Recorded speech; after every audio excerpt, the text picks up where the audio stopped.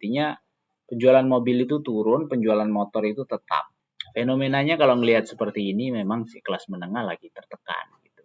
Kemudian pajak dinaikin. Atau di zaman Pak Jokowi mungkin tarif tol itu udah berapa kali kan naik naik tarif tol. Kemudian semua sekarang yang perusahaan BUMN itu profit oriented.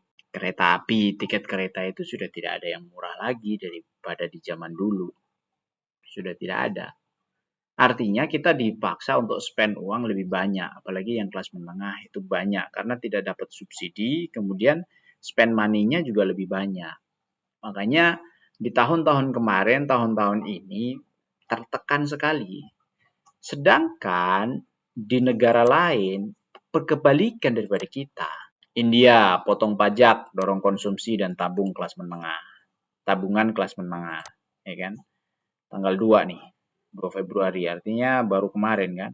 Pemerintah menaikkan ambang batas penghasilan bebas pajak menjadi 1,2 juta rupiah atau sekitar 235 juta per tahun.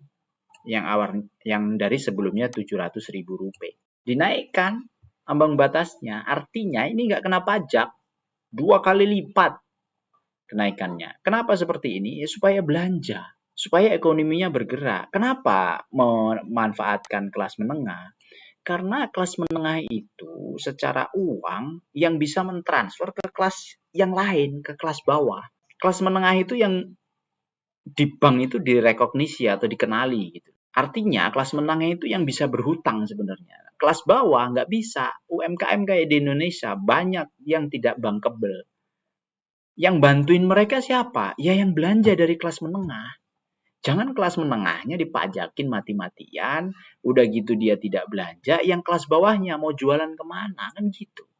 Aneh kadang-kadang pemerintah kita ini. Sorry, saya agak gemes gitu kalau ngelihat begini. Nggak tahu nih yang mana, apakah yang sebelumnya, apakah yang sekarang gitu loh. Kalau ngelihat peraturan-peraturannya sih sebenarnya kayaknya ya kayak yang sebelumnya gitu. India nurunin. Kemudian mana lagi ini? Vietnam. Vietnam menurunkan pajak pertama nilai PPN dari 10% menjadi 8% hingga Juni 2025. Diturunkan pajak, malah kita dinaikkan. Kenapa begitu? Karena mereka mendorong konsumsi biar bergerak ekonominya.